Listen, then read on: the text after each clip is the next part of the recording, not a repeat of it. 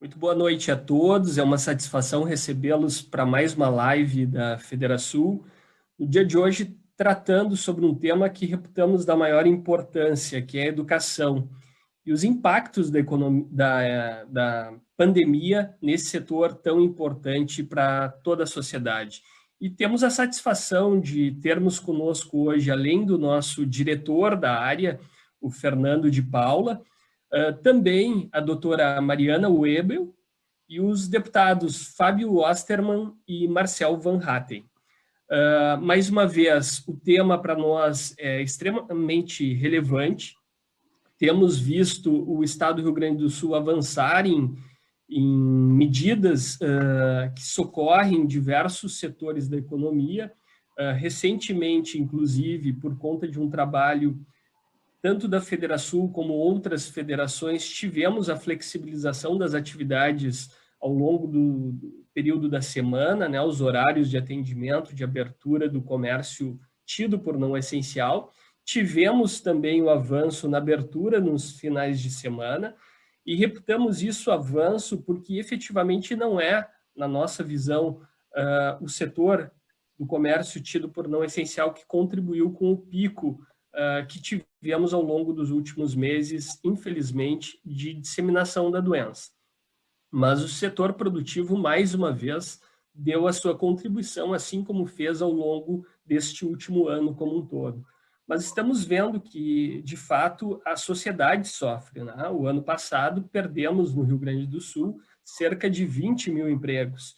O PIB do Rio Grande do Sul foi um dos PIBs que mais perderam ao longo do ano de 2020 também. Enquanto o país caiu cerca de 4%, o estado do Rio Grande do Sul caiu 7%. Né? Então, nada mais correto que a Federação trazer luzes a debates importantes, como o debate para a retomada das atividades, trazendo caminhos alternativos, debatendo com muita serenidade alternativas às estratégias que estão sendo postas pelo governo do estado. E nada mais correto que, neste momento, debatermos um setor tão importante, mais uma vez, como o setor educacional. Então, sem querer me alongar, queria convidar o nosso diretor responsável pelo setor educacional, Fernando de Paula. Nando, é um prazer tê-lo conosco. Obrigado mais uma vez por aceitar neste domingo, 11 de abril, estar conosco debatendo esse tema que para nós é muito relevante. Queria dizer que é um dos primeiros eventos, faremos outros sobre o tema. Recebemos aqui, deputado Fábio, vários elogios, doutora Mariana, pela presença de todos vocês, pela pluralidade do debate que teremos hoje, mas algumas críticas por não termos ninguém, muitos apontaram, não termos ninguém do setor de educação. Queria dizer que o Nando é do setor, queria dizer que o deputado Fábio se ateve muito, o que justificou o convite aqui, e o Fábio sabe disso, é muito mais o envolvimento do deputado Fábio no tema do que propriamente... E eu sou professor. Estou deputado estadual, mas sou professor. Além da própria profissão, de quem não sabe, que era o que eu falaria agora, o deputado Fábio também é professor. Então, queria dizer, Fábio, doutora Mariana, Nando, esse é um primeiro debate de vários que a entidade quer fazer sobre o tema. Por quê? Os impactos dessa suspensão de atividades, eles, para nós, a Federação defende uma melhoria da sociedade, né? Não há um setor propriamente, a Federação não defende só a economia, defendemos a sociedade como um todo, porque acreditamos que só temos uma sociedade saudável quando temos uma educação de qualidade. Então, Nando, a palavra é tua. Agradeço mais uma vez pela tua participação na noite de hoje conosco. Bom, obrigado, presidente Anderson. Saudar aqui ao deputado federal Fábio Osterman, a doutora Mariana Webel e também aos meus colegas de diretoria da Federação, aí ao pessoal de apoio, né? A Elaine, a Magali, o Eduardo, todo o pessoal que nos dá o suporte aí. E também aos meus colegas das escolas de cursos profissionalizantes, em especial a todos os diretores do Instituto Mix, que são meus colegas e que estão conosco nesta live desta noite. Anderson e demais participantes, eu inicio aqui com uma metáfora, né, da educação. Porque a gente pensa assim, nós estamos lá numa sala de aula, o professor vai começar a aula, todos os alunos ali inquietos, e tem aquele aluninho lá no fundo da sala, quietinho, né? Mas que tem toda uma expectativa da sua família, né? A sua família, quando matriculou na escola, teve todo o interesse e toda, digamos assim, né, a expectativa de que dali possa sair um cidadão, possa sair um profissional, possa sair realmente uma pessoa que faça a diferença tanto na vida da sua família quanto na vida da sociedade. Mas esse aluninho, toda vez que ele vai, que a professora propõe um tema, que a professora está estabelecendo lá um assunto, um conteúdo, toda vez que o aluninho levanta a mão, ele é sufocado por outros alunos que naturalmente conseguem se expor melhor, se colocam melhor dentro da sala de aula, e a professora dá atenção para aquele aluno que falou mais alto, que pediu a sua vez ali, e aquele aluninho lá de trás vai ficando, né, cada vez mais intimidado pela situação, vai ficando cada vez mais, né, recolhido a si e se questionando, né, qual é a minha relevância aqui dentro da sala de aula? O que eu estou fazendo aqui se os meus colegas não me enxergam, a minha professora não está me priorizando? Por que isso? Essa metáfora eu trago para vocês para falar um pouco das escolas de cursos livres do Rio Grande do Sul.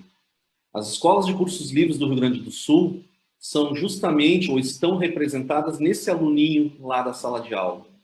E quero dizer a vocês que hoje, né, eu trabalho há 30 anos com educação, posso lhes dizer que dificilmente um professor deixa isso acontecer em sala de aula, porque o professor sempre está muito atento à globalidade da sua turma, né? Eu apenas estou usando isso como uma força de exemplo. As escolas de cursos livres do Rio Grande do Sul, hoje, elas congregam mais de 2.000 escolas, 200.000 pessoas envolvidas, entre donos de escolas, instrutores e demais colaboradores e alunos.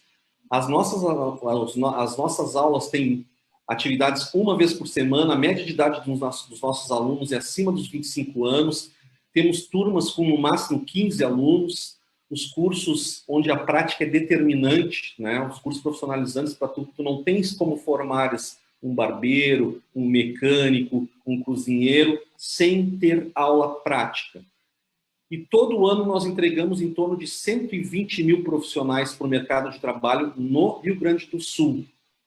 E nós tivemos, de setembro do ano passado até agora, o mês de fevereiro, graças, né, aos decretos do governo do estado, condições de termos aulas com todos os cuidados, com o distanciamento, com as medidas de sanitização. E, a partir disso, o que houve? Os nossos alunos puderam se formar, puderam ingressar no mercado de trabalho. Com isso, nós evitamos a violência doméstica, porque nós temos entre os nossos alunos mães, mulheres, que muitas vezes sofrem da violência domiciliar e elas começam a poder ter a sua independência a partir de uma profissão que ela está aprendendo, ou seja, como cabeleireira, como cozinheira, como massagista, né, como auxiliar de banho e tosa, todas essas atividades que as nossas escolas exercem. Nós temos várias mulheres destas que vêm e nos dizem, olha, o meu marido não sabe que eu estou aqui, mas eu estou aqui porque eu preciso da minha independência financeira para poder ter dignidade. Pois essas mulheres estão recolhidas lá ao seu lar porque não estão tendo chances de estarem conosco em sala de aula. Várias pessoas que tinham no trabalho informal ou eram MEIs que faziam, né, as suas tortas para venderem, faziam ali as suas unhas a domicílio, essas pessoas não conseguiram se formar e, portanto, não conseguiram exercer a sua profissão e, consequentemente, ter renda para levar, né, o sustento para a sua família. E a gente está vendo aqui no Rio Grande do Sul absurdos, né, Anderson e demais debatedores aqui da nossa live. 100.000 empresas, como o Anderson estava trazendo alguns números antes, encerraram suas atividades em 2020 no Rio Grande do Sul. né? Está na coluna da Marta Esfredo, do GZH de 6/4. A Fiocruz diz que a situação do Rio Grande do Sul, pela primeira vez desde o início da pandemia, entrou para a lista dos estados com maiores taxas de letalidade. A sua taxa de letalidade atual é de 4,1%, a segunda maior do país, atrás apenas do Rio de Janeiro. E os números não mentem, né? Mais de um ano após o início das restrições, temos o seguinte saldo. Uma das maiores quedas do PIB em todos os estados brasileiros, com uma queda real de 7,4%, 80% pior do que a queda do PIB brasileiro, que foi de 4,1%.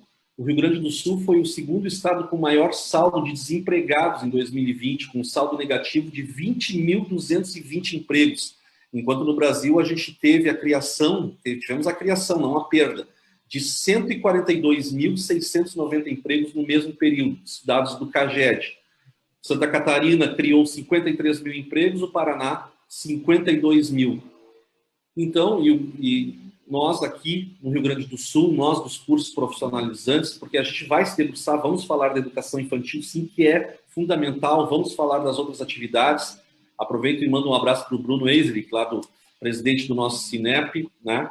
Mas quero dizer-lhes que os nossos cursos profissionalizantes é aquele aluninho lá do fundo da sala de aula, que se não for olhado pelo senhor governador, se não for olhado pelo pelo comitê de crise, se não for olhado, né, pelas autoridades, ele vai ser aquele aluninho que vai entrar em depressão, e aí vou entrar na seara da doutora, e ele pode sim se suicidar.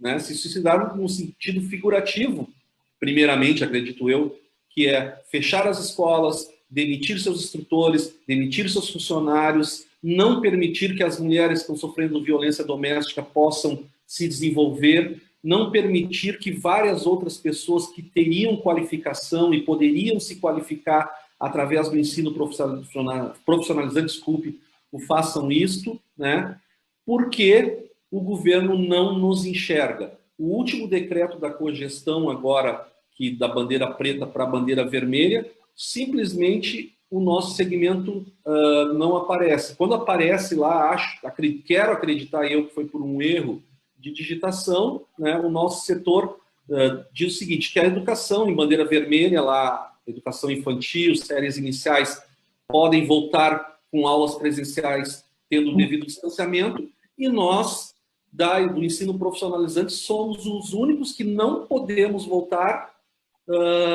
e só podemos desenvolver aulas da maneira online, né? Isso é impossível, nós até estamos fazendo, mas é impossível para a formação dos nossos alunos. Então, encerrando a minha parte, Anderson, quero dizer que o setor dos cursos profissionalizantes agoniza, é aquele aluninho que está lá atrás, e que se ele não for olhado por este professor, digamos assim, que seria o governo, né, e não ser dada a devida atenção para ele, ele pode se matar.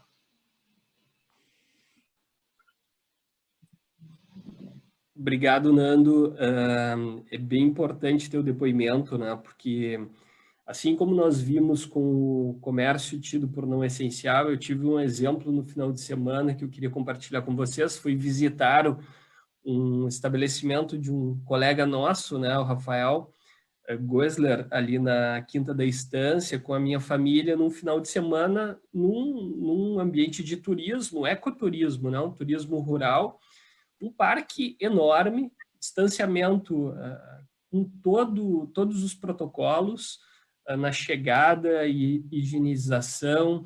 Eu passei a tarde toda lá e eu não cheguei próximo. O mais próximo que eu cheguei de outra família que estava ali foi na fila quando eu fui pegar um cesto de refeição para fazer o piquenique ali. Quer dizer, é um distanciamento, um parque aberto, livre, que poderia ter estado aberto durante esse período, mesmo mais gravoso, justamente para propiciar um ambiente de descompressão, né? Já que há uma série de medidas que pelo menos alguns teriam a oportunidade de ser flexibilizados, como, por exemplo, esse turismo ao ar livre não foi, né? Então, esse debate do curso livre, dou esse exemplo, porque é muito peculiar a situação de nós termos um curso profissionalizante hoje, que, como bem referiste, né? Como é que eu vou treinar um barbeiro, né, à distância? Não existe isso. É uma alternativa de renda justamente para aquele que perdeu. Então, mas tem já uma obediência de protocolos extremamente rigorosos, não é, Nando? Então, efetivamente se mostra como algo que poderia ser olhado de uma maneira diferente, como foi no passado, né? Tu bem recordas que no passado havia a possibilidade do exercício das atividades presenciais restritas, né? Mais uma vez, seguindo protocolos, e hoje não se tem essa alternativa. Mas, doutora Mariana, gostaria também de agradecê-la pela gentileza de estar conosco, né? É muito importante, obviamente, todo o impacto pedagógico que se tem no fechamento de atividades educacionais para as nossas crianças ficarem 1 ano sem um atendimento pedagógico correto, né, presencial, mas também temos um impacto psicológico gigantesco, né? Queria agradecê-la pela oportunidade de nós podermos debater um pouco sobre esse aspecto. Por favor, a palavra é sua. Obrigada, Anderson, pelo convite, a toda a Federação. Boa noite para o Fábio, para o Nando, né, e para todos que estão em casa. Então, eu estou falando aqui no nome também do Comitê Científico do Lugar de Criança na Escola, também como mãe, eu sou mãe da Estela e da Gabi, antes de ser médica, psiquiatra, eu sempre falo isso porque eu consigo ver, então, e elas estão com quase 6 anos, né, o ponto de vista, então, de quem atende no consultório, né, os pais, as crianças, os adolescentes, mas também de quem está em casa, convivendo, então, com as crianças, como você falou, há mais de 1 ano, então, sem aulas, né? E, então, esse comitê, nós somos mães que acreditam, assim como o Nando, né, que a educação transforma a vida das pessoas. A educação tem um papel fundamental, seja a idade que for. Teu trabalho, Nando, parabéns, porque realmente eu acredito muito que a educação nos dá dignidade, nos dá um propósito de vida, e sem isso não tem como a gente ser feliz, não tem como a gente ter saúde, nem física, nem mental.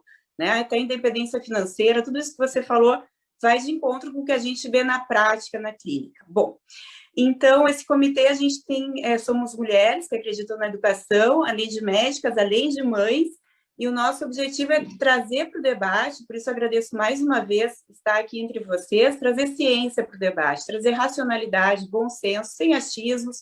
Nós somos pesquisadoras também, então tudo que a gente traz é baseado em ciências, né? E nós podemos dizer que sim, as crianças estão mais seguras dentro da escola do que fora.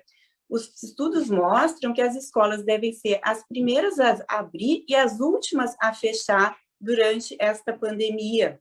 E por que é tão importante isso que está acontecendo? Se nós formos ver, do 0 aos 6 anos é que acontece um período muito importante das janelas de aprendizado. Nós sabemos que as crianças, elas precisam aprender as habilidades socioemocionais. E isso, como o Nando também falou no trabalho dele, isso as crianças aprendem durante a relação, durante a interação com seus pares, não é no online. Elas também precisam do relacionamento, elas também precisam do modelo dos professores, elas também precisam do modelo dos colegas. As habilidades socioemocionais, elas têm nessa janela de aprendizado que nós falamos, é como se o cérebro viesse pré-programado com algumas rotas durante os nossos 3 primeiros anos de vida até os 6 anos também, em que ela está mais apta para aprender algumas coisas. Então, a linguagem, né? Também a cognição, a matemática, a leitura, tudo isso, nesse período, o cérebro está mais ávido para aprender. E se ela não tem essa experiência, é claro que isso pode ser feito depois, mas é muito mais trabalhoso e também muito mais custoso para o próprio Estado, se a gente for pensar assim, né? Nesses 14 meses sem aula, tudo que não está sendo perdido, desperdiçado, né? Essa consequência de tudo isso. E as habilidades socioemocionais são tão importantes que a gente for ver um estudo feito pelo Fórum Econômico Mundial sobre as características mais desejadas para os empregos em 2025, entre elas, entre as 10 principais estão o quê? Resiliência, né? Então, flexibilidade de pensamento, solução de problemas, criatividade, inovação, e tudo isso não é só naquele aprendizado mais técnico, não é, que a gente aprende, mas também, como eu falei, na colaboração, no desenvolvimento, no envolvimento com as outras pessoas. E isso a gente também está perdendo demais, porque como é que os alunos vão aprender essas habilidades sem a convivência, sem o relacionamento, né? Como é que ele vai ser um líder daqui a alguns anos se ele não teve essa experiência. Esses caminhos vão se formar, podem se formar, mas vai ser muito mais difícil. E o impacto de tudo isso nós vamos ver não só nessa geração, que daqui a pouco eles vão estar no mercado de trabalho, mas também vai ser transgeracional, porque essas crianças vão ser pais, e vão ser pais da outra geração que também pode ter essa mesma dificuldade. Então, nós dizemos que o impacto de tudo isso que nós estamos vivendo é imensurável, é um verdadeiro crime o que a gente está fazendo com a infância, né? Isso eu estou falando da primeira infância, mas se a gente for falar também daquela faixa etária que estão no aprendizado, da leitura, da matemática, da alfabetização, nós temos um estudo que saiu recentemente no país da Holanda, ou seja, lá eles têm uma boa... O Marcel conhece bem a Holanda, né? Ele estaria aqui. Mas, enfim, uma educação muito boa lá, excelente, né? O país. E lá eles já viram que, num estudo feito com 350 mil crianças, que já houve uma perda de 40%. Ó, o Marcel está entrando aqui. Então, tá, Marcel. Então, foi nesse estudo, o que se mostra? Que essas crianças, as mais vulneráveis da Holanda, mas as mais vulneráveis da Holanda, quer dizer, dos pais não tão escolarizados, vamos dizer assim. E considerando que eles só ficaram 8 semanas sem aula. E, gente, eles tiveram uma perda de 40% em relação aos anos anteriores no aprendizado, principalmente em relação à leitura e à matemática. Então, vamos imaginar o que está acontecendo aqui no nosso país. A gente já vinha de uma greve no setor da educação pública em 2019 e estamos há 14 meses sem aula, né? Então, essas crianças, se dependerem dos seus pais, que muitas vezes não são tão letrados, não são tão bem alfabetizados para serem ensinadas, a gente sabe que isso não está acontecendo, né? Então, além disso, todo esse impacto, o que nós vemos é como o Nando falou, né? A educação, ela também é importante para a nossa autoestima, né? Então, também leva sintomas depressivos, não está na escola, com certeza, as crianças estão mais ansiosas, problema para dormir, mais expostas à violência doméstica, mais expostas ao abuso infantil, né? Diminuíram as denúncias de abuso e de violência doméstica, mas nós sabemos que diminuíram por quê? Porque a escola é um fator protetor. A escola é um lugar onde os professores, eles percebem, como o Nando falou, são muito sensíveis, e eles percebem as dificuldades dos alunos e fazem as denúncias. Então, no momento que elas voltam para a escola, aumentam as denúncias por ter esse viés, né? Então, tudo que está acontecendo é tão grave que é surreal a gente estar discutindo isso. É um lockdown infantil que está acontecendo, é um crime que nós estamos fazendo com essas crianças, e nós não podemos ser coniventes. E também com os adolescentes. Eu atendo adolescentes no consultório, e eles também precisam de rotina, de estabilidade, de previsibilidade, todas essas habilidades que nós falamos que vão ser tão importantes lá no mercado de trabalho. Eles precisam, sim, também criar regras, né? Na educação infantil também é um local, por mais que os pais, vou também fazer um apelo aqui para os pais não se culparem tanto, porque eles também estão muito desgastados, muito, não digo, sobrecarregados, principalmente as mulheres, mas nós sabemos que por mais que os pais se esforcem, gente, é impossível a gente dar conta do tanto que as crianças têm de aprendizado e de benefícios na escola, porque a escola, como eu falei, serve de modelo.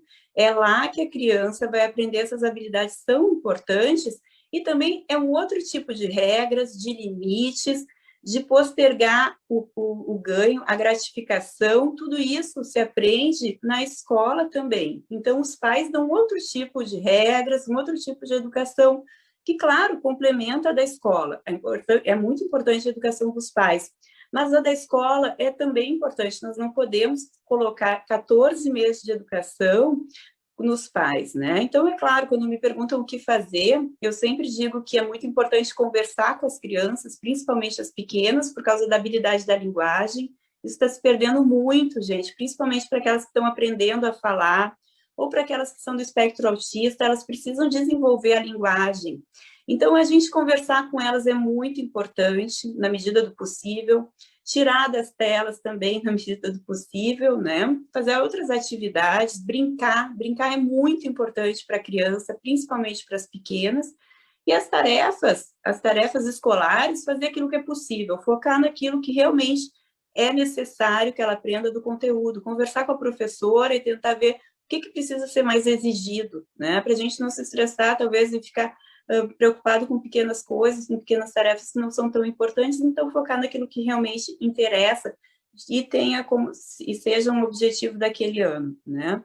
Eu sei que muitas professoras querem voltar a estudar, eu tenho na família professoras, é uma profissão que eu admiro demais, tenho muito respeito, né? E por isso a educação é essencial, e como nós na linha de frente, médicas, né? Eu falo por todas as colegas, nós nunca paramos, né? Mesmo com vacina, sem vacina, nós estávamos lá servindo a comunidade, né? Abraçando os riscos, mas nós sabemos que as crianças dentro da escola estão seguras, levando em conta todos os protocolos, como o Fernando falou, de distanciamento, né, usando máscara, as escolas estão preparadas.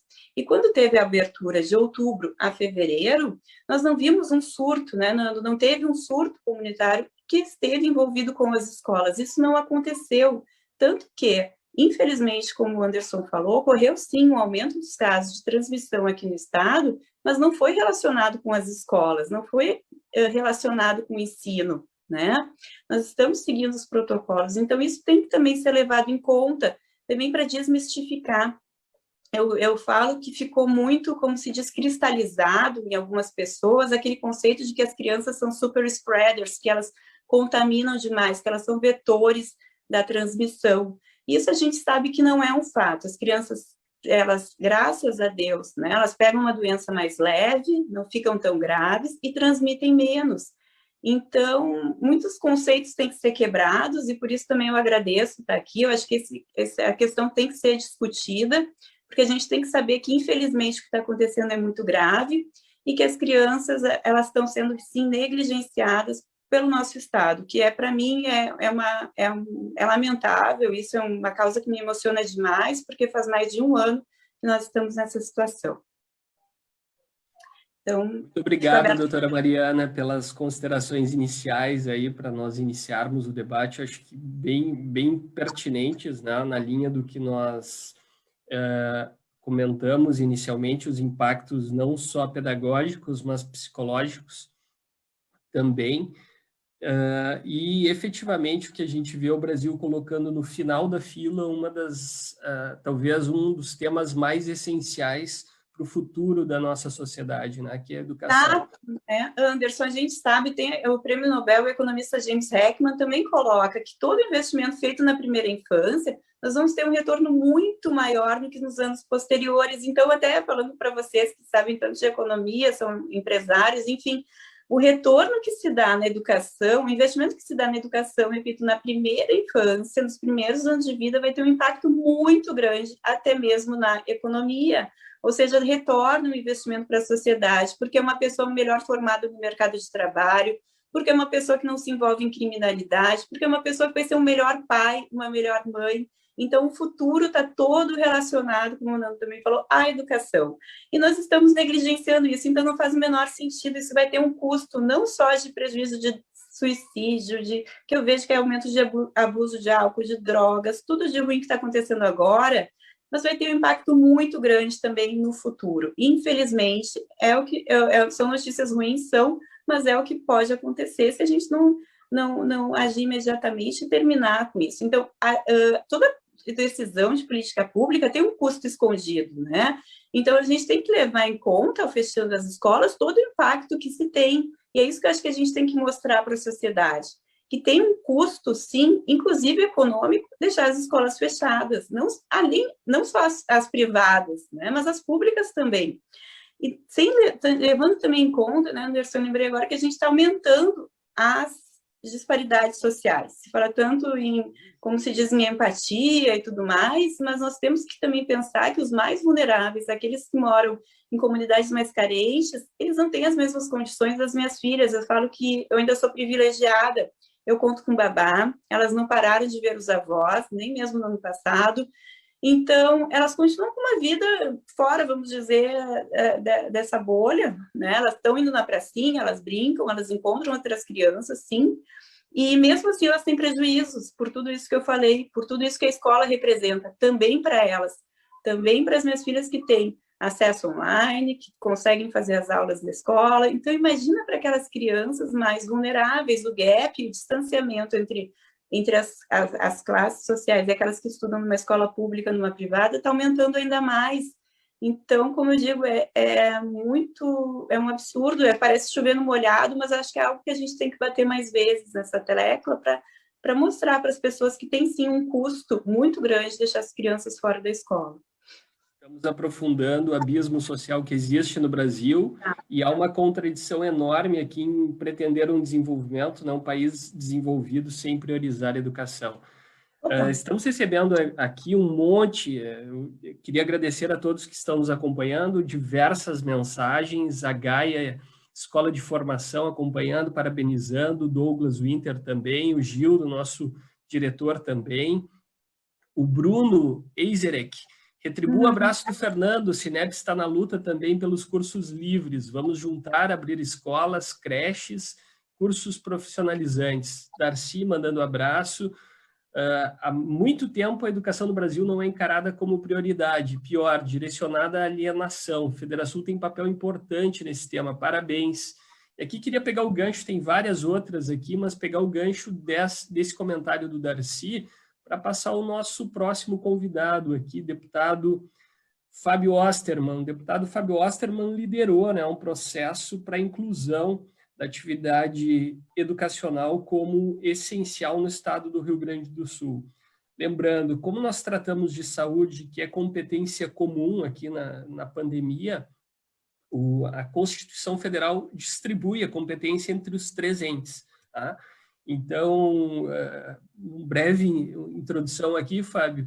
O governo federal, depois de um julgamento do Supremo, o Supremo há muito tempo vinha se debruçando sobre isso, qual era a parte que era atribuída a cada ente da federação, disse que cumpria ao governo federal estabelecer as atividades essenciais que os demais entes não poderiam limitar. E no rol federal não constou educação. O estado do Rio Grande do Sul tem a possibilidade de estabelecer regras gerais, que são seguidas pelos municípios, e acrescer algumas atividades que julgue também essenciais. Também não colocou a atividade educacional como essencial, e por isso o deputado Fábio liderou um processo aí para a inclusão dessa atividade como essencial. Depois de muito debate, não é, deputado Fábio, acabou sendo incluída essa atividade como essencial. Infelizmente, hoje não temos a possibilidade por conta de uma ação civil pública movida pelo CEPERGS, que acabou tendo acolhida pelo nosso judiciário, e isso que leva à suspensão das atividades. Mas parabéns, em nome da Federação, deputado Fábio, pelo movimento, pelo êxito nesse movimento, ainda que não tenhamos colhido os frutos, por enquanto, mas pelo engajamento nesse importante tema, pelo que já ouvimos tanto do Nando quanto da doutora Mariana. Deputado Fábio, a palavra é sua, muito obrigado mais uma vez pela participação. Obrigado, presidente Anderson, obrigado pelo convite, sempre um prazer estar aqui dialogando com os amigos da Federação, que é uma das entidades mais importantes e influentes na construção de um Estado mais livre, mais justo e próspero para nós gaúchos que ainda insistimos em acreditar no futuro do nosso Estado. Realmente, né, o que a gente vive, eu até reposicionei a minha câmera aqui, eu não sei se os colegas conseguem ver, mas ao fundo aqui aparece um quadro no meu escritório, que é o quadro da chegada da família real portuguesa em 1808, no Rio de Janeiro, que foi, digamos assim, o marco do fim do período colonial do Brasil. E desde aquela época já se tratava a educação com a negligência dessa forma absolutamente inaceitável e incrível que vem se tratando, né? Infelizmente, o Brasil acaba sendo coerente nesse aspecto ao negligenciar a educação, ao tratar a educação como algo não prioritário. E os frutos disso a gente colhe no dia a dia, né? O Nelson Rodrigues costumava dizer que subdesenvolvimento não se improvisa, é fruto de séculos. E aqui no Brasil a gente vê isso de forma muito claramente posta. O nosso baixo desenvolvimento está, sim, diretamente conectado também com a nossa falta de interesse em melhoria na educação, o fato de que nós permitimos, anos após anos, que quem dê as cartas no debate da educação sejam os arautos do atraso. Eu venho falando aí, causando uma certa polêmica, mas é algo que precisa ser dito. O CEPERS, Sindicato dos Professores do Estado do Rio Grande do Sul, que tu mencionaste, que foram um dos autores dessa ação absurda que proíbe aulas presenciais hoje no Rio Grande do Sul, são hoje os maiores inimigos da educação do estado do Rio Grande do Sul. E eu sou membro titular da Comissão de Educação desde o início do mês de março, e tenho dito que a gente precisa parar de consultar o CEPERS, sobretudo. Fiz uma audiência pública nessa sexta sobre um outro tema, fiz questão de não convidar o CEPERS, porque a gente precisa parar de aceitar que eles sejam tratados como uma agência reguladora da educação. Eles são um sindicato que defende pautas sindicais, ideológicas, ligados a partidos que trouxeram a nossa educação e o nosso Estado para a situação lastimável que a gente vive hoje. Infelizmente, ao que tudo indica, sob o governo Eduardo Leite, o CEPERS segue dando as cartas, lamentavelmente, porque aparentemente para o governador vale mais a pressão do CEPERS do que a pressão dos centenas de milhares de pais, estado afora, dos centenas de milhares de profissionais da educação que estão sendo impossibilitados de ganhar o seu ganha-pão, e, claro, das milhões de crianças e adolescentes que estão proibidos de assistirem a aulas presenciais no nosso estado. Então, essa pandemia, acredito que ela está servindo, inclusive, para testar e pôr à prova o limite dos brasileiros e dos gaúchos, aqui em específico, sobre qual é a nossa capacidade de aceitar medidas absurdas, sem respaldo científico, e com consequências tão trágicas, como bem nos narrou aqui a doutora Mariana. E é triste, mas eu acredito que ainda está em tempo de a gente transformar a nossa indignação em ação efetiva. Eu venho defendendo desde o início do ano passado, aliás, que a educação deveria estar entre os últimos setores a serem fechados e os primeiros a reabrirem, como aconteceu nos países desenvolvidos mundo afora. Mas aí vão dizer, não, porque os países desenvolvidos têm melhores condições de lidar com a pandemia. Não é somente por isso. É porque lá eles realmente entendem o caráter estratégico e essencial da educação. Aqui no Rio Grande do Sul, infelizmente, a gente teve aulas suspensas em todas as redes no dia 19 de março de 2020. Teve uma retomada ali em meados de outubro, mas o fato é que para boa parte das crianças e jovens gaúchos, o ano de 2020 foi perdido. E no início de 2021, quando parecia que teríamos uma sorte diferente, teríamos uma oportunidade de recuperação de um ano letivo tragicamente perdido, com todas as consequências nefastas que isso traz, aí veio uma decisão judicial absurda no dia 28 de fevereiro, da juíza Rada Maria Zaman, aqui da primeira vara de Fazenda Pública de Porto Alegre, que atendeu justamente a um pedido do CEPERS, que é o Sindicato dos Professores da Rede Estadual, e de um grupo de militantes do PT e do PSOL, e com isso, com base em um pedido que trazia na fundamentação a situação, sim, claro, grave, problemática do enfrentamento à pandemia aqui no Rio Grande do Sul, mas atendendo a um pedido de grupos que claramente não têm legitimidade para defender a proibição da educação em todas as redes no nosso estado, concedeu razão a esse pedido e essa situação que nós nos enfrentamos hoje. Desde o dia 1º de março, portanto, sem aulas oficialmente, sem aulas presenciais no estado do Rio Grande do Sul, eu acho que é importante que façamos a crítica em relação à irresponsabilidade de juízes como essa senhora, mas é importante também que não abramos mão de criticar a postura negligente do governador do estado, o senhor Eduardo Leite, em relação à situação atual. Por quê? Mas o governador está ingressando com todos os recursos disponíveis contra essa medida, mas o governador está fazendo o que pode? Discordo. Respeitosamente discordo dessa visão. Em primeiro lugar, porque em vários estados do Brasil, em vários países do mundo, partiu dos governos, como mencionou aqui o Anderson, o tratamento diferenciado dado à educação.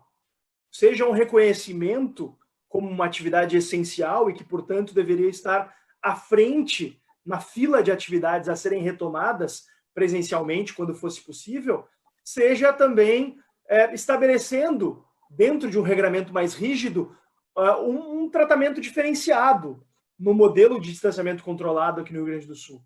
O modelo de distanciamento controlado do Rio Grande do Sul, que o governador vendeu o Brasil afora como uma grande iniciativa que permitia tomar decisões políticas com base em dados técnicos, esse modelo, que supostamente é baseado em dados técnicos, concedeu uma permissão especial até para a realização dos jogos do Gauchão e da Libertadores no Rio Grande do Sul. Mas o governador não se prestou a estabelecer condições especiais para a educação. Quando deveria, na verdade, ter um tratamento diferenciado mais permissivo para a educação, ele foi lá e fez o contrário, inclusive. Ele estabeleceu um tratamento mais rígido para a educação, retirando a educação da cogestão e mantendo, claro, o Estado inteiro em bandeira preta, de certa maneira indefinida, né? A partir do final de fevereiro e disse até o final de abril. Ocorre que aí ele ofereceu também a faca e o queijo para uma juíza claramente comprometida ideologicamente com valores similares aos CPERs e PT e PSOL, e que foi lá e proibiu as aulas no Rio Grande do Sul. Se o governador tivesse, desde o início, tido uma postura de priorizar a educação, de por conta própria, não ter que passar o parlamento por esse processo, de garantir a educação como uma atividade essencial, e tivesse também, após essa decisão judicial, tivesse, diante da resistência do Poder Judiciário em lhe dar razão, em permitir a volta às aulas, pelo menos para a educação infantil e primeiro e segundo ano do ensino fundamental, o governador poderia ter tomado uma atitude bastante simples e bastante objetiva, rever o modelo de distanciamento controlado, voltando o Estado à bandeira vermelha, nem que fosse sob uma nova ótica de implementar novas restrições e uma mudança na bandeira vermelha, como ele está fazendo agora na bandeira preta. A gente está sob a bandeira preta, mas o Estado do Rio Grande do Sul está sob regras muito mais flexíveis de bandeira preta do que estava antes. Ou seja, o governador vem flexibilizando a bandeira preta. Se ele consegue flexibilizar a bandeira preta, por que ele não poderia trazer o Rio Grande do Sul para a bandeira vermelha e enrijecer alguns das regras que estabelecem as restrições específicas de cada setor, trazendo um regramento especificamente mais permissivo para a educação? Por que ele não pode fazer isso? É curioso, né?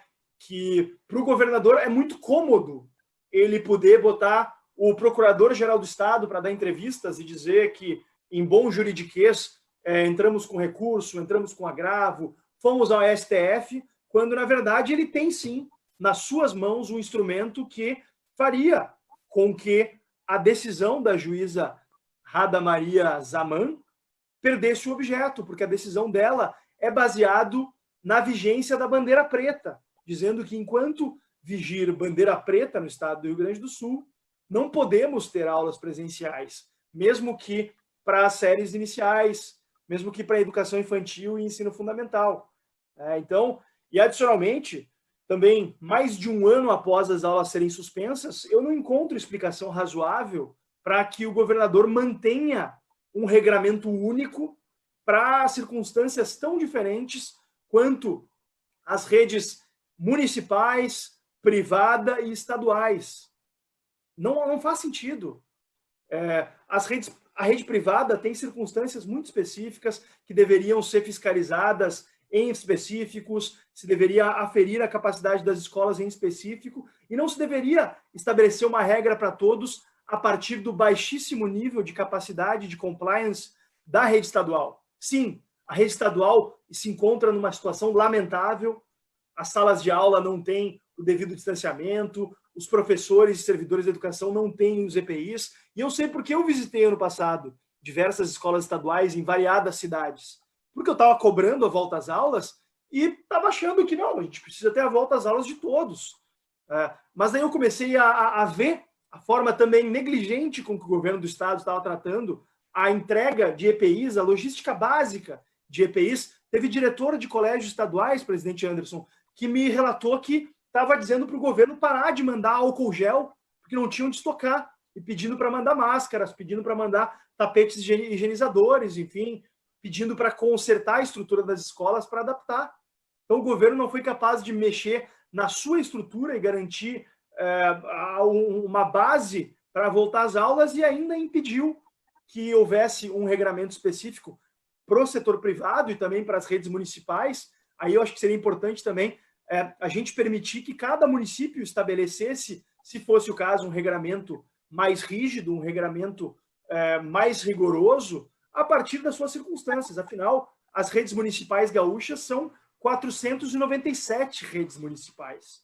Então, são circunstâncias muito variadas, que a gente não pode simplesmente tratar igualmente, com o mesmo nível de rigidez, todas essas redes. Então, diante disso, para mim está claro que, é óbvio, temos uma dificuldade, temos o problema dessa decisão judicial absurda que impede a volta às aulas, mas eu não posso deixar, até por uma questão de consciência e por ser alguém que acompanha no dia a dia os debates da política estadual de educação, eu não posso deixar de reforçar o fato de que o governador Eduardo Leite está sendo negligente no seu tratamento da educação. E uma prova muito clara disso nós tivemos com os fatos lamentáveis que aconteceram no dia 14 de março. Muitos dos que estão acompanhando essa live, tenho certeza, assistiram à sessão da Assembleia, provavelmente assistiram pela primeira vez na vida uma sessão virtual da Assembleia Legislativa e viram todo o nosso esforço para aprovar uma emenda que estabelecesse a educação como uma atividade essencial.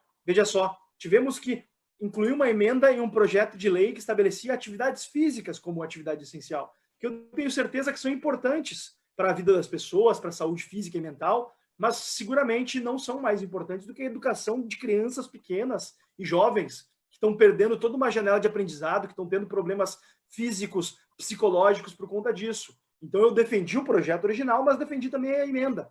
E o governo buscou sabotar a nossa emenda, retirando o termo presencial, onde nós tínhamos o reconhecimento da educação como atividade essencial. O governo buscou nos cozinhar para evitar que nós propuséssemos a emenda. Daí, quando viu que não havia possibilidade de não propormos a emenda, eu e alguns outros deputados que fizemos essa construção na Assembleia, o governo foi lá e lançou internamente na Assembleia, nos grupos dos deputados, uma emenda quase idêntica à nossa, que nos fez pensar, bom, então tá, vitória. O governo aceitou o nosso texto. Só que na hora de protocolar, o governo protocolou um texto diferente. O governo retirou a expressão educação presencial e deixou simplesmente, reconhece a educação como atividade essencial. Ora, educação pode ser educação por Zoom, educação por carta, por telefone, né? Pode ser variada. Obviamente, o nosso pleito era pela educação presencial, que é insubstituível, especialmente nos níveis de crianças menores, de crianças com até adolescentes com dificuldades de aprendizado que perderam o ano passado e estão impossibilitados de voltarem às aulas, mas, infelizmente, para mim, isso foi mais uma demonstração da negligência com que o governo vem tratando isso. E, a partir dali, quem me acompanha pelas redes sociais, viu que eu, inclusive, elevei o tom em relação ao governo, porque eu acho que é isso que está faltando. Porque o CEPERS pega pesado com o governador. E aí o governador vai lá e sinaliza para eles. Só que está faltando, aparentemente, que o nosso lado, de gente decente, gente trabalhadora, gente que paga imposto, gente que seguiu trabalhando durante a pandemia, seguiu pagando imposto e garantindo a receita recorde que o governo do estado do Rio Grande do Sul teve em 2020, está faltando o nosso lado se revoltar contra isso. Está faltando a gente se articular de uma maneira mais efetiva, está faltando o pessoal pressionar de outros deputados que, inclusive, fizeram esse trabalho sujo do governo de derrubar a nossa emenda e aprovar a emenda do governo que tirava a educação presencial e que está fazendo com que hoje o governo não disponha desse instrumento jurídico, da garantia de uma lei estadual aprovada no parlamento e sancionada pelo governador para, inclusive, pleitear junto ao judiciário um tratamento diferenciado. A gente não dispõe disso hoje, porque o governo sabotou uma emenda que existia. E, infelizmente, isso é um negócio que, obviamente, me indigna muito, isso que eu nem tenho filho, Mariana e Anderson. Sei que vocês têm filhos, o Marcel também sei que não tem, mas seguramente se indigna também diante disso, porque é para indignar qualquer cidadão que enxerga o que está acontecendo e essa situação de respeito ao básico, né? Então, acho que eu fico por aqui, já passei do meu tempo. Não, deputado Fábio. Babá, presidente, mas é uma questão que tem me tocado muito profundamente, porque eu tenho estado em contato com centenas de pais e mães estado afora que estão desesperados com essa situação. Né? E a gente precisa fazer alguma coisa. Eu, no dia a dia, estou tentando fazer. São vários os comentários agora. Desculpa, Mariana, queres falar? Não, que eu estive numa live com o Fábio, foi realmente comovente, vários depoimentos de mães, inclusive de filhos com atraso de desenvolvimento, com autismo, e que é como ele falou, é impossível, né, uma criança com autismo ou com qualquer outro tipo de condição fazer aula online. A gente tem que ser realista, que a gente tem que parar com essa hipocrisia, com dourar a pílula, a gente tem que falar a verdade, as famílias estão sofrendo, não só as crianças, as famílias também. E quem não tem filhos também, se não está sofrendo agora, vai sofrer um impacto no futuro também. Essas crianças, esses adolescentes vão ser a nossa mão de obra de trabalho, vão ser aqueles que vão nos servir daqui a pouco. Então, isso realmente tem que ser discutido, porque o impacto é na sociedade como um todo. E essa é justamente a linha de vários comentários que a gente está recebendo aqui, Fábio, muitos comentários validando todas as tuas colocações, tá? Tem o Guto aqui também falando um exemplo, né, que nós falamos dos cursos livres, o Guto, as escolas de curso livres, por exemplo, que tiveram que investir muito para se adaptar aos protocolos e então reabrir, né, essa distinção da política do governo do Estado. Aí, 3 meses depois, o governo muda, fecha tudo. Quem é que vai reembolsá-los desse ônus, né? Mas aí a gente tem uma outra questão, queria só... Passando aqui ao deputado Presidente, Marcel. deixa eu só, se me permite, só complementar um ponto muito breve que eu esqueci de comentar, até tinha anotado aqui para comentar, mas no calor da hora acabou escapando, o fato de que a gente vai pagar um preço muito caro se permitir o fechamento e a falência de tantas escolas estado afora, porque a rede estadual e as redes municipais não vão ter condições de atender essa demanda que vai surgir. Então é importantíssimo que se tenha em mente o quão estratégico é o setor da educação. Obrigado. Anderson. Sem dúvida. E esse é o objetivo de um debate como esse, é justamente dar luzes a esses pontos, deputado Fábio. Nando, por favor, tu querias comentar? Só me permita, eu quero pedir ao deputado Fábio Osterman e já saudar o deputado Marcel Van Hatten, que nos enxerguem lá no final da turma, o aluninho aquele invisível. Eu vi as suas ponderações e as parabenizo, mas o senhor falou das escolas de educação infantil. Eu quero e gostaria que estivesse nos discursos dos senhores os cursos livres, deputado, porque nós estamos sofrendo muito. As escolas de educação infantil é um pleito legítimo. Meus filhos já são adultos e tive, né, os filhos pequenos e sei o quão importante é, milito há 30 anos na educação, mas eu não tenho visto as lideranças olharem para esse setor que tem mais de 200 mil pessoas envolvidas. Então, lhe peço uma atenção especial a este setor, porque ele está agonizando. É nessa linha, Nando, nós temos aqui uma observação, uma pergunta que vai no mesmo caminho aí, deputado, pode pegar os dois, do Marcelo Schmeier aqui. Senhores deputados presentes, por favor, olhem para o nosso segmento.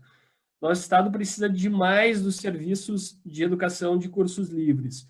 Uma das formas mais rápidas de gerar renda pela população desempregada é justamente aprender uma nova profissão onde possa se recolocar no mercado de trabalho ou empreender com um pequeno negócio. Será que isso não interessa ao nosso Estado? Então, deputado Fábio, queria fazer um comentário. Perfeito, presidente Anderson e Fernando.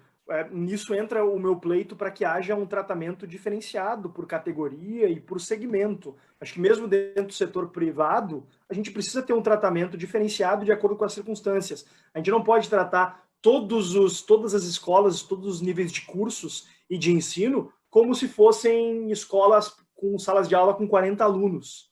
Obviamente, a gente tem circunstâncias diferenciadas e eu não tive tempo de elaborar tanto, mas acredito que é um pleito absolutamente necessário a gente tratar de forma diferenciada essa variedade tão grande que existe nesse setor.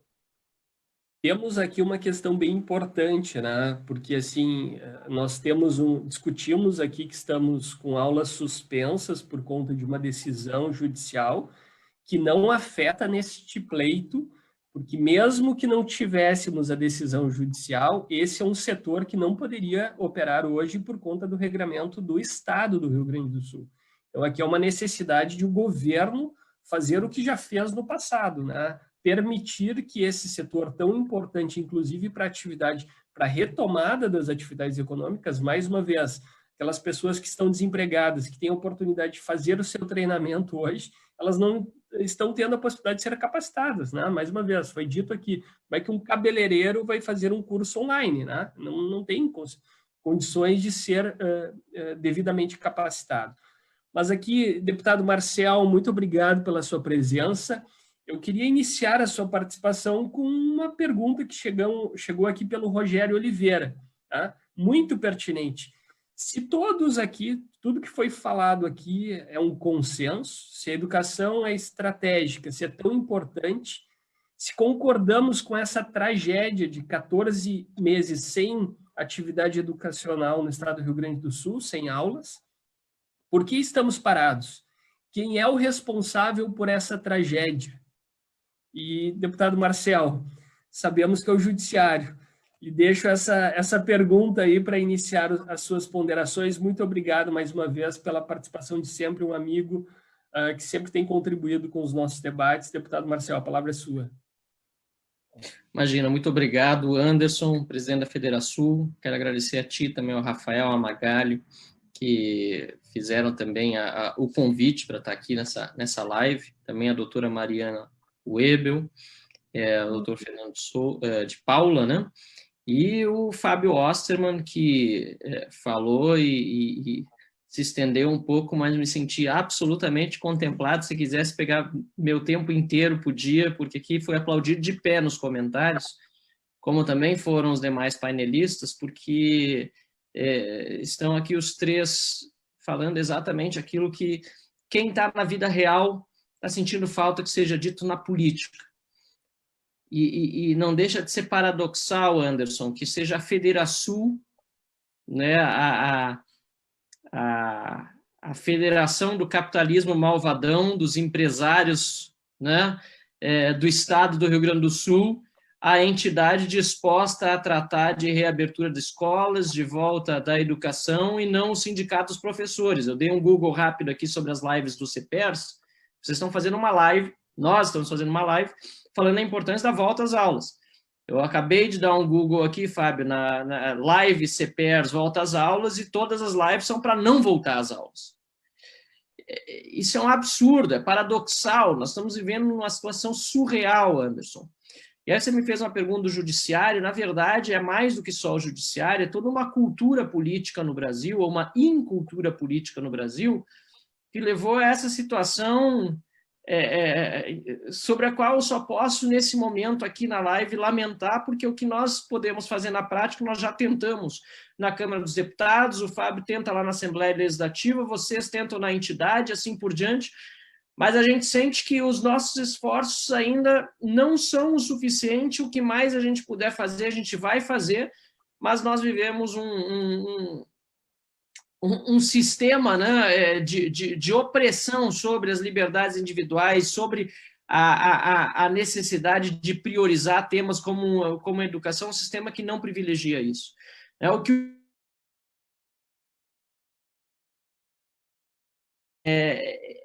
é ser cômodo, né? Ele está lá no palácio, não recebe ninguém, não é só na área da educação, que ele só ouve o sindicato e não ouve os cursos livres, não ouve pais de alunos, não conhece a vida real.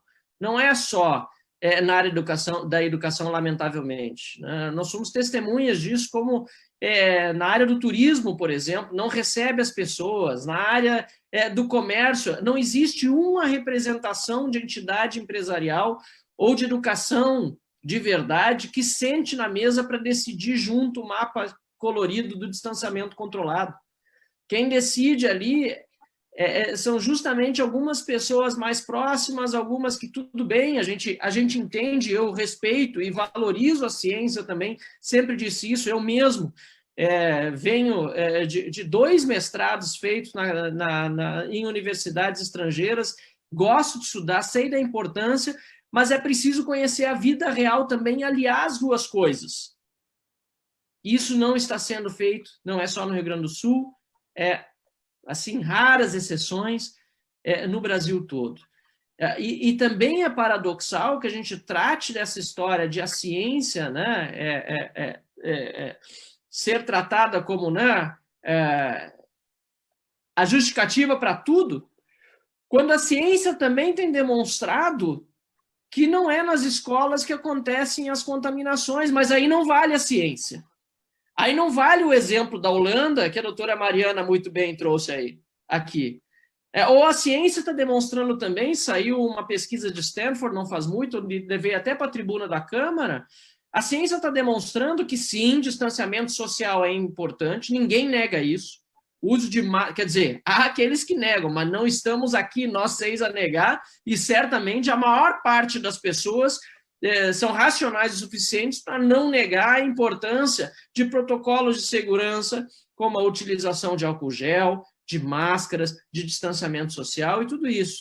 Agora, há pesquisas já demonstrando que, em que pese sejam importantes medidas de distanciamento social, municípios, mundo afora, que tomaram atitudes de restringir mais, até mesmo promover lockdown em alguns momentos, restringir mais as atividades sociais e econômicas e educacionais, não tiveram um ganho no combate ao coronavírus em comparação com outros municípios que restringiram menos e ainda assim adotaram protocolos de segurança. Então é importante que a gente valorize a ciência em todos os seus aspectos e não só quando ela beneficia um discurso político. Esse mapa do distanciamento controlado hoje é puramente político. A decisão que em supermercado só se pode vender determinados produtos e outros não são considerados essenciais virou piada no Brasil todo. Eu estou em Brasília hoje, quando eu comento com qualquer cidadão brasileiro em outro estado o que está acontecendo no Rio Grande do Sul, as pessoas já sabem, eu não preciso nem comentar porque já viram os memes circulando na internet. São coisas absurdas, não tem nenhum respaldo na ciência. Ou decidir reduzir o horário de funcionamento de supermercados, fechá-los durante os finais de semana, gerando ainda mais aglomerações. Então, enfim, desculpa até sair um pouco do tema da educação, mas é que está tudo tão intrincado numa teia de decisões políticas e que está beneficiando poucos atores que se valem justamente da pouca formação política, cultural da nossa população para vender Brasil e afora, né?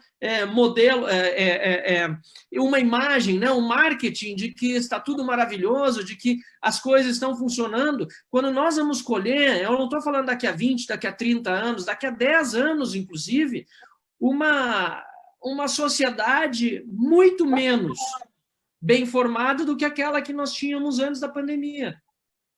Vai ser um desastre daqui a 10 anos para a área intelectual, né, ou seja, para a progressão acadêmica, para a área profissional. A gente está falando aqui de cursos livres, a gente está falando de menor produtividade ainda, num país que já é extremamente penalizado por conta da qualificação da nossa mão de obra, que está aquém daquilo que poderia ser, e ainda assim é mais do que aquilo que as condições normais de pressão e temperatura permitem os empreendedores ter, porque, afinal de contas, além de ter que se preocupar com a qualificação profissional e se preocupam dos seus empregados, ainda precisam cuidar de muitas outras atividades meio, como a alta carga tributária, como a complexidade da carga tributária, as leis trabalhistas que são absurdas e que fazem com que a gente fique ainda mais atrasado e saia ainda mais tarde dessa crise econômica que acompanha essa crise sanitária hoje no mundo todo e no Brasil.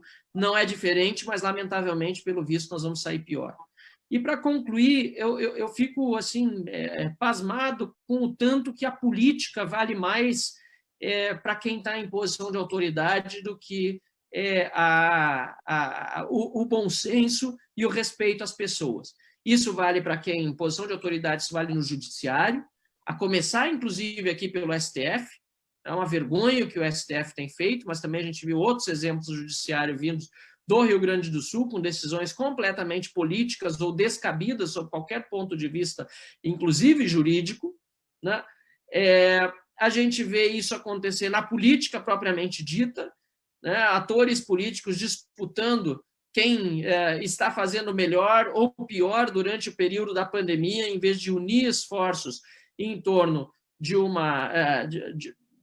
um esforço comum para sairmos dessa crise, e também em outras áreas como a sindical.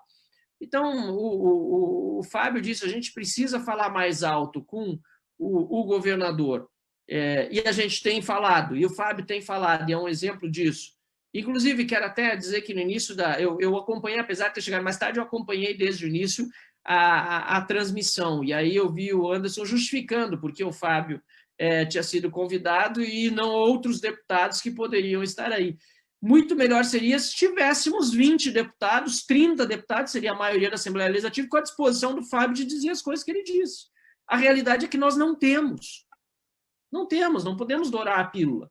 Temos, sim, alguns, não é só o Fábio, precisamos fazer justiça a outros colegas do Fábio, inclusive o próprio Giuseppe na bancada, tenho visto mais alguns falando, se eu não me engano, acho que o Thiago Simon tem falado alguma coisa sobre isso, o Fábio pode nos ajudar depois com mais alguns nomes. Acho que é importante a gente saber quem é aliado na Assembleia Legislativa, independentemente de partido nesse tema, mas o fato é que os sindicatos venceram.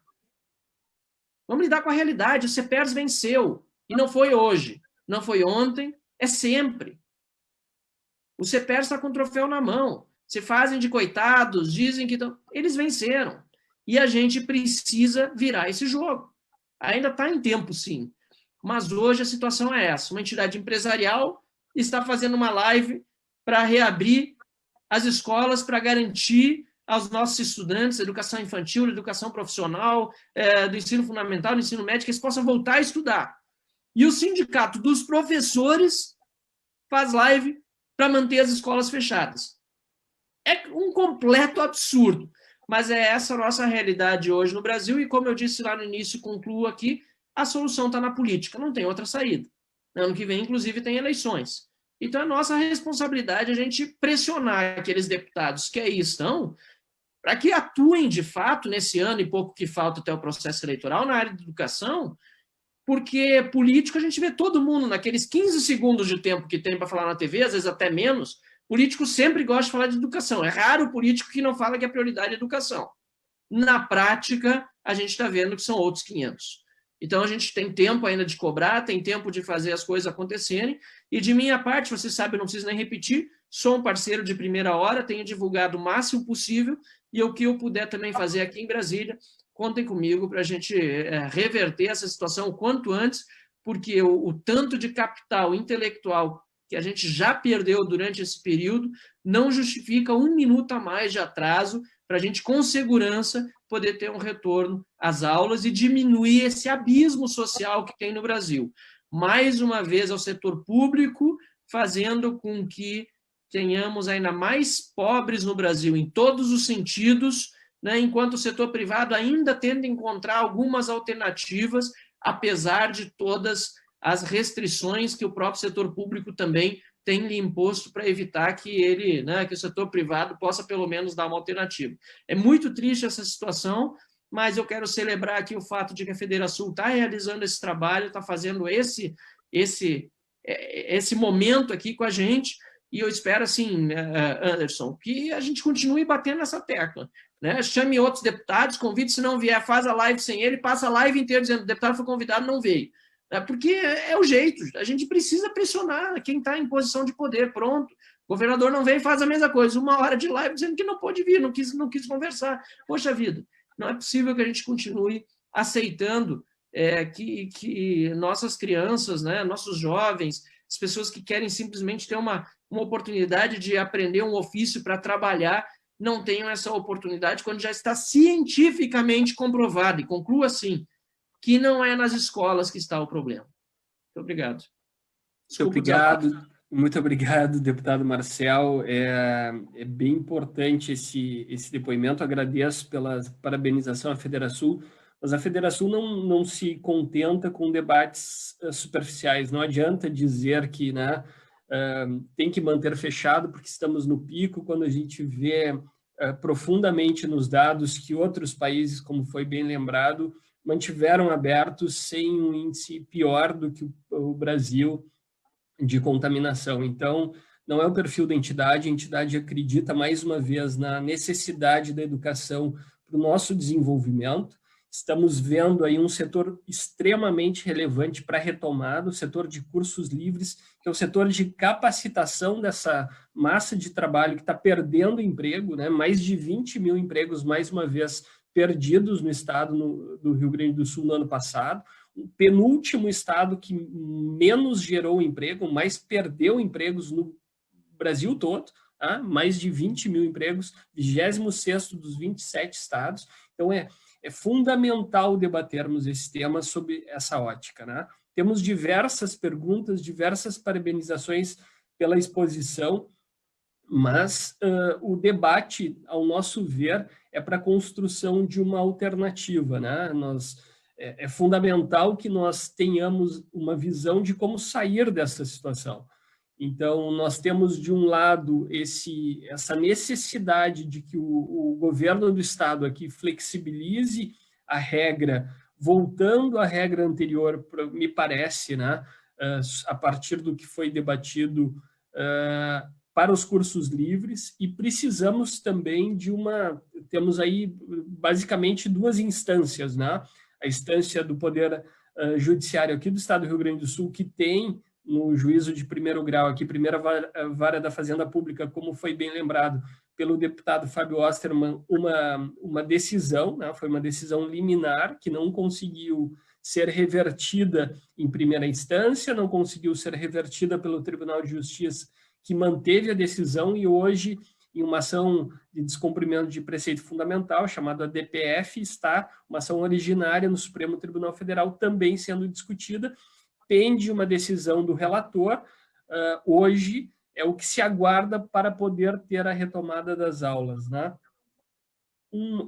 Várias perguntas aqui, eu trago esse contexto, várias perguntas para nós iniciarmos um debate sobre como é que nós podemos, né, já que os professores hoje estão contra, né, a retomada das aulas, como é que se constrói um consenso nesse contexto?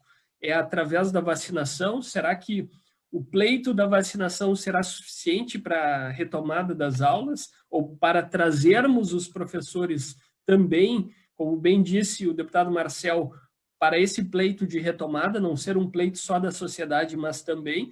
Trago isso junto com essa é uma pergunta do Márcio, junto com outra da Berna, e são inúmeras perguntas nesse sentido, vou citar os dois, porque a Berna é quase um desespero. Berna Risse aqui. Os pais já foram às ruas, já pediram retomada emergencial, o que mais que eles podem fazer? É quase o que a doutora Mariana disse ali, estão exaustos, né? Vendo a perda não apenas perda pedagógica, como foi bem dito, não, uma perda emocional, os filhos ganhando peso, perdendo interesse por outras atividades. O que mais que se pode fazer? Deputado Fábio, deputado Marcel, doutora Mariana, Nando, deixo a palavra com vocês.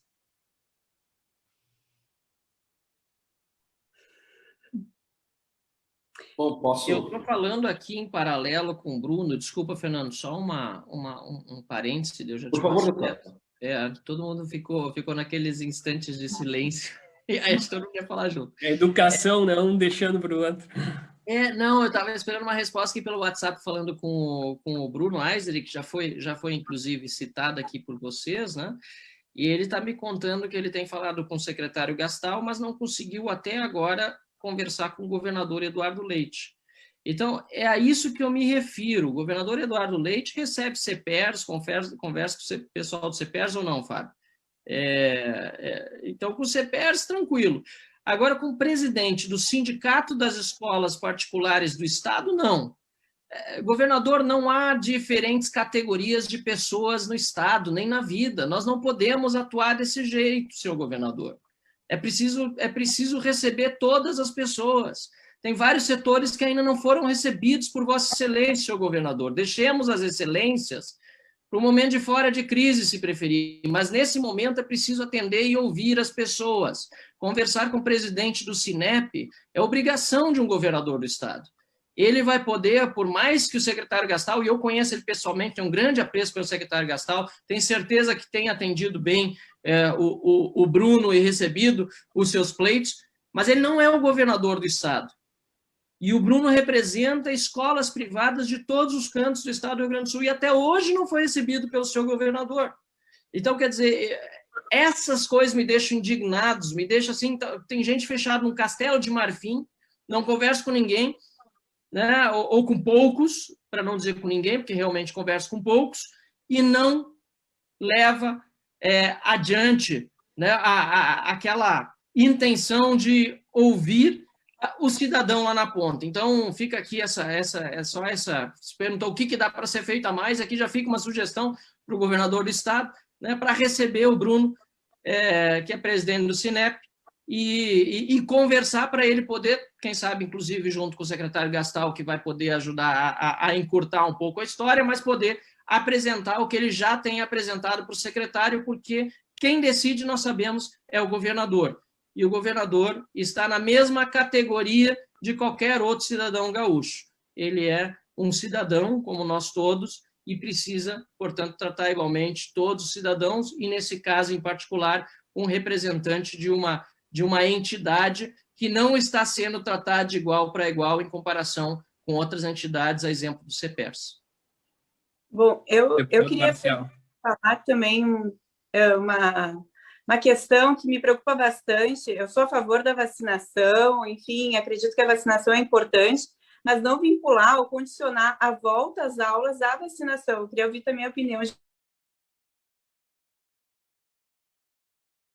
Comitê Científico do Lugar de Criança na Escola, porque no momento que a gente vincular a volta às aulas, a vacinação dos professores, isso vai levar muito mais tempo, né? Então, resumindo, a gente é a favor da vacinação, é claro, mas não condicionar a vacinação dos professores e daqueles profissionais que trabalham nas escolas ao seu retorno. Lembrando que nós, profissionais da saúde, não só médicos, mas vários outros profissionais técnicos de enfermagem, nutrição, serventes, enfermeiras que estavam lá aspirando tubo, né, numa área altamente contaminada de Covid, expostas a uma grande carga viral, estavam trabalhando, sim, na linha de frente, sem perspectiva de vacinação e nunca condicionaram o trabalho ou não à vacinação.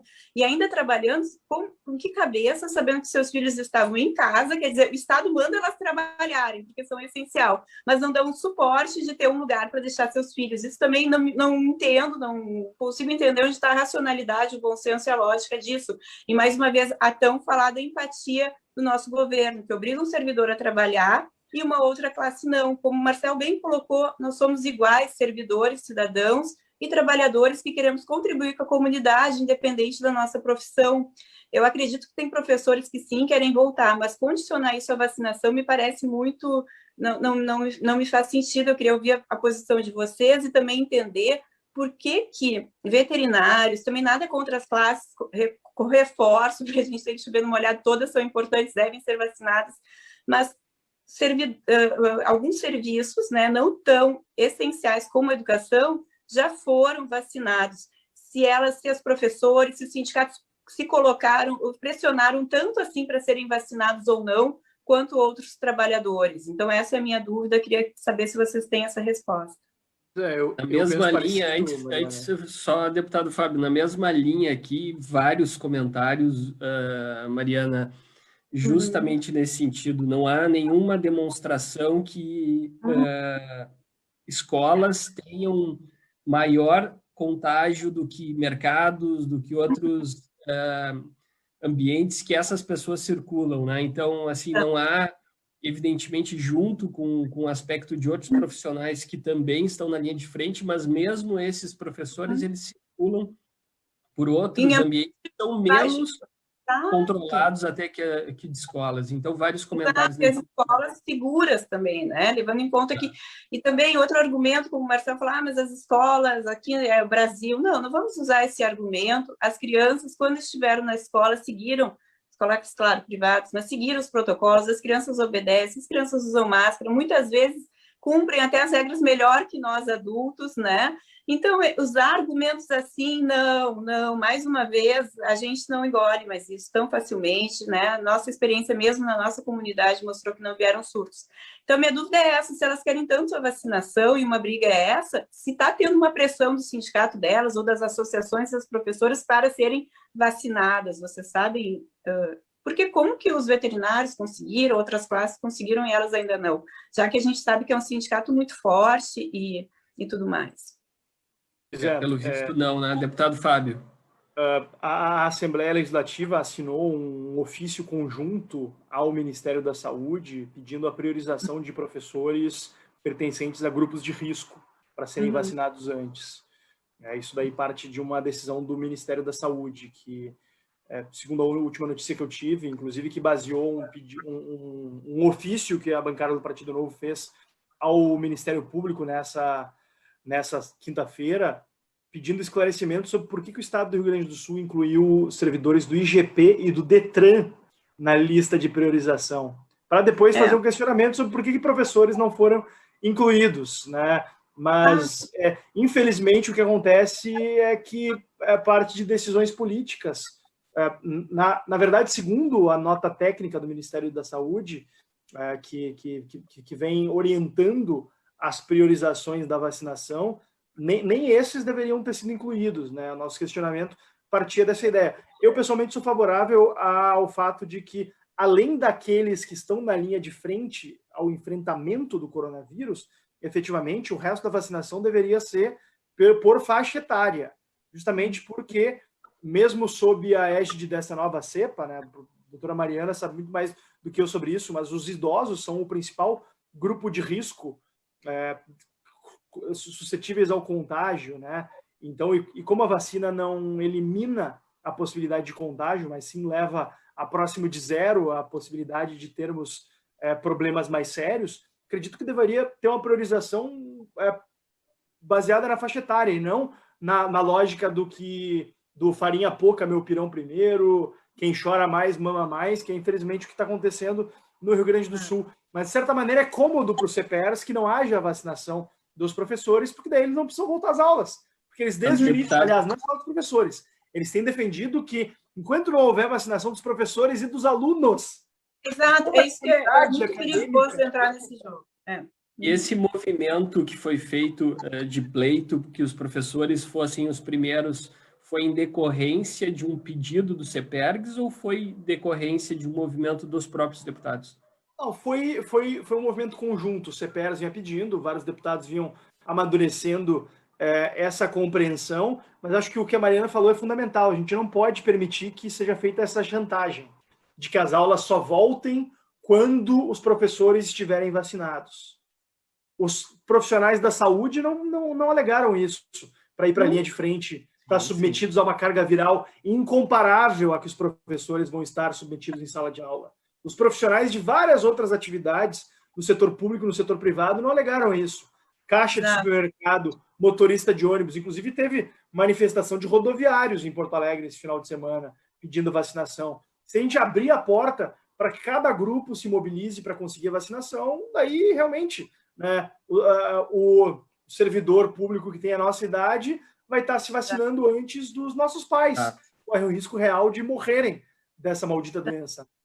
Exato, eu concordo. Eu acho que não faz o menor sentido.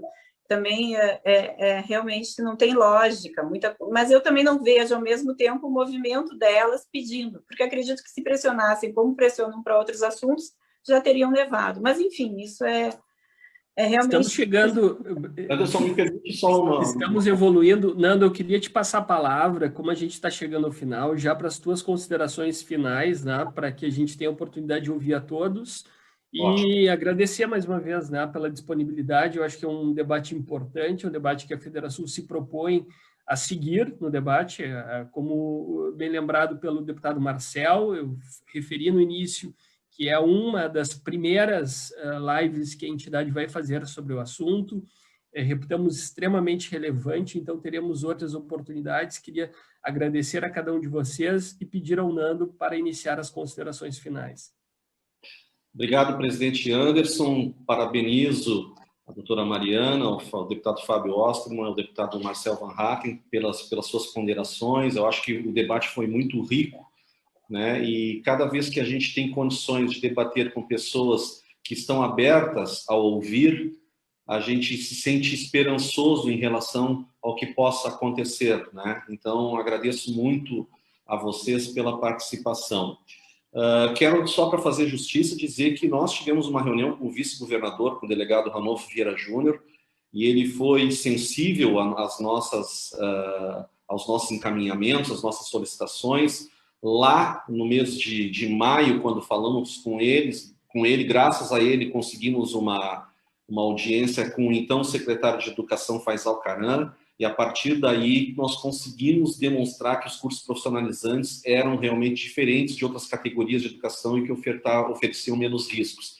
E por isso pudemos voltar a funcionar. Então, tenho que fazer esta ponderação aos senhores.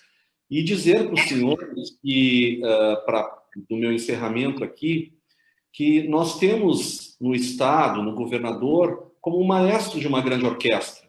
E numa orquestra, geralmente, tem um solista, né, que está fazendo lá, um violinista, né, ou alguém está fazendo um solo. O solista dessa orquestra aí é o setor da saúde. Nós temos que ouvi-los, nós temos que respeitá-los, nós temos que entender que a ciência, né, precisa ser respeitada. Mas um solista sozinho não consegue dar o seu show, fazer a sua apresentação, não consegue atender ao seu público.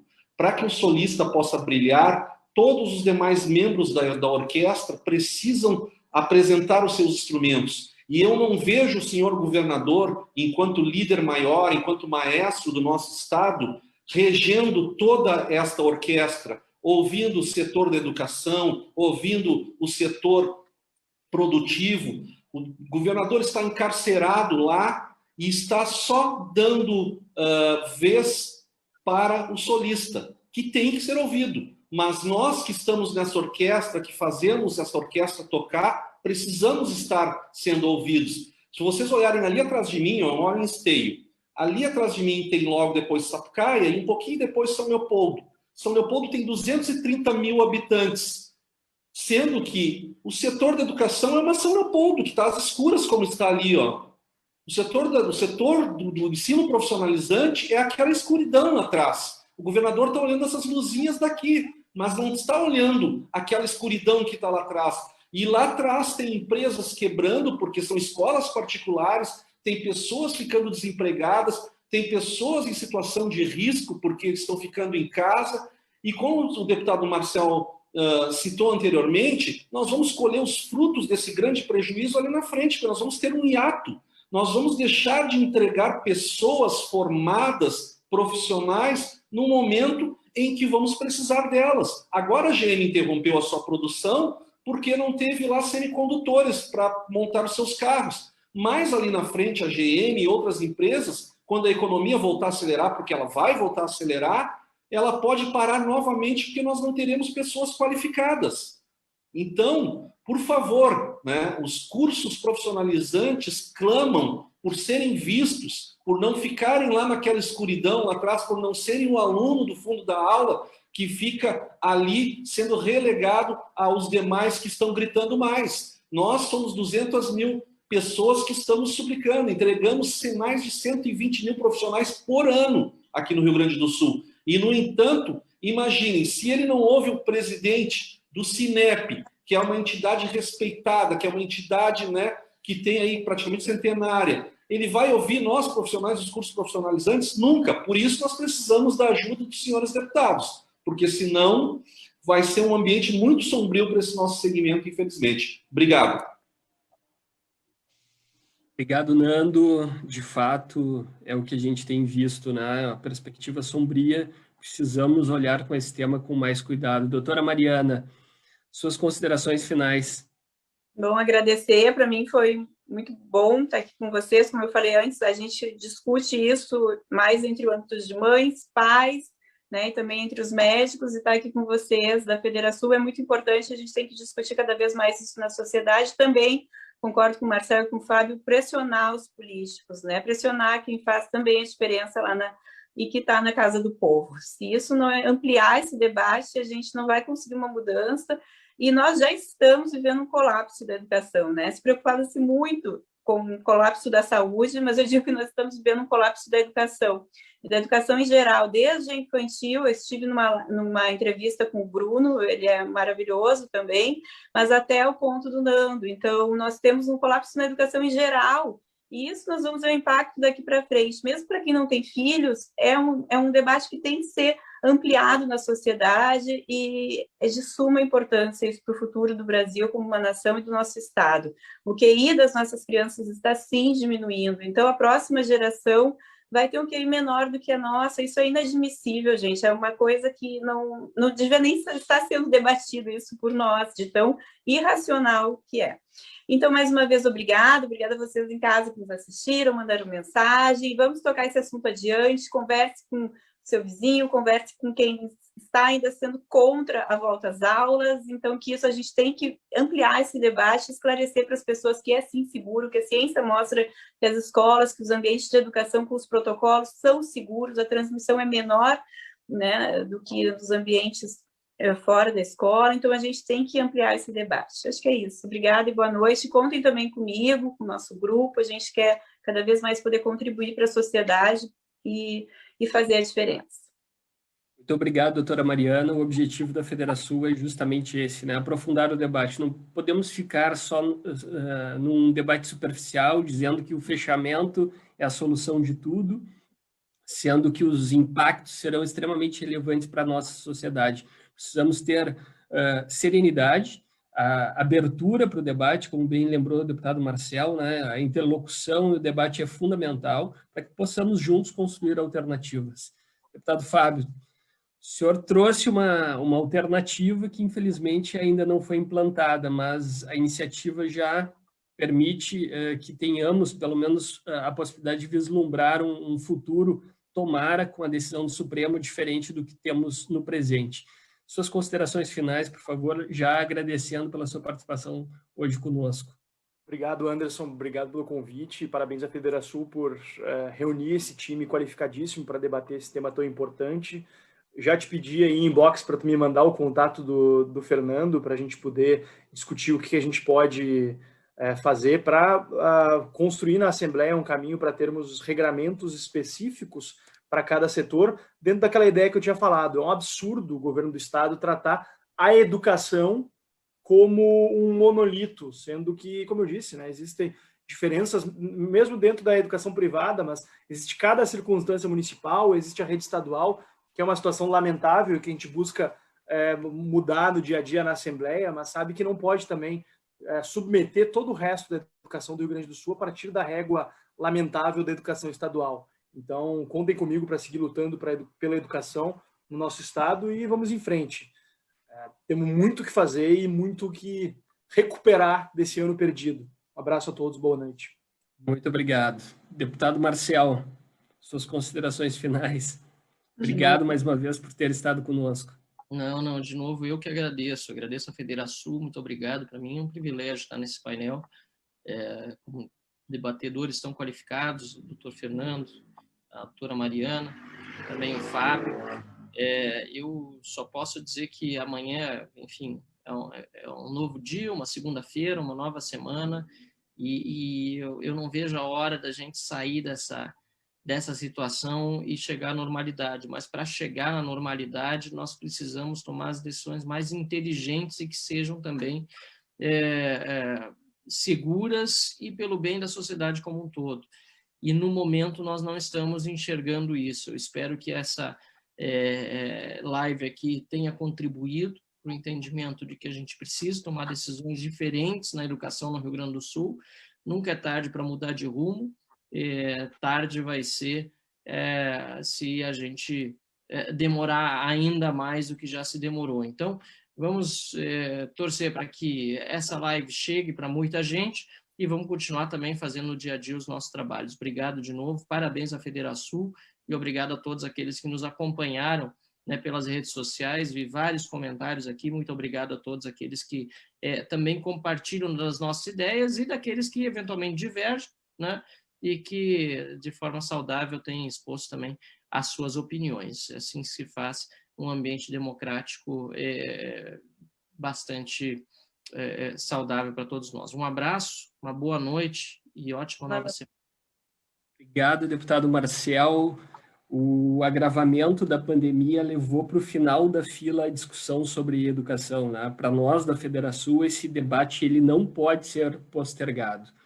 É preciso considerar, como a gente falou lá no início, que além desses prejuízos pedagógicos, também há um impacto gigantesco na mentalidade das nossas crianças e jovens, é o que atestou na participação da doutora Mariana.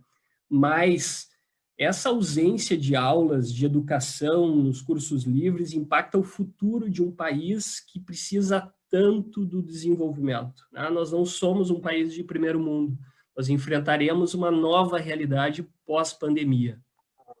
Quem tem filhos, e aqui eu compartilho dessa experiência com a doutora Mariana, sabe que o sucesso do ensino à distância é uma exceção. A desmotivação gerada pela dificuldade de manter a atenção, a falta do convívio com os colegas, e diversos outros fatores demonstram que estudos já comprovam, né? Cerca de 30% dos estudantes sequer têm acesso a esse tipo de educação remota. Evidenciando aquilo que o deputado Marcel falou, né? O fosso social que separa as nossas famílias está se agravando. E as consequências são danosas para toda a nossa sociedade. São brutais. Tá? Como destacado pela doutora Mariana, nós sentiremos esses impactos por décadas. A previsão é de que a evasão aumente, os níveis de aprendizado despenquem, o que já é trágico para uma nação que padecia com baixíssimos níveis de educação e competitividade. Aqui no Estado, nós temos uma lei, a Lei 15.603, cujo debate iniciou por proposição do deputado Fábio, reconhece a educação infantil e fundamental das redes públicas e privadas como atividade essencial. Infelizmente, por uma decisão judicial, por uma ação movida pelo CEPERGS e a Associação de Mães e Pais pela Democracia, suspendeu as realizações das aulas presenciais. O governo gaúcho agora propôs uma ação diretamente no Supremo, como eu referi, e aguardamos com ansiedade essa decisão. A Federação está, inclusive, avaliando nesta semana também pleitearem o ingresso como amicus curiae, caso não tenhamos a decisão. Quem defende e trabalha por um país próspero, na nossa concepção, não pode coadunar com escolas sendo as últimas atividades a serem retomadas. Para nós, da Federação, deputado Marcel, deputado Fábio, doutora Mariana, educação também é essencial. Então, nós continuaremos neste debate até termos a retomada das nossas atividades de educação no Estado e nos cursos livres. Agradeço a todos que nos acompanharam. Divulgaremos em breve a próxima live sobre o assunto. Muito obrigado por todos aqueles que se interessaram num tema tão importante para o nosso Estado, para o nosso país, num domingo à noite. E agradeço o número enorme de perguntas, comentários que recebemos. Infelizmente, não pudemos fazer todos, mas serão encaminhados a cada um de vocês. Muito obrigado e boa noite. Boa noite, boa semana. Tchau, tchau, gente. Boa noite. Boa noite a todos, até a próxima.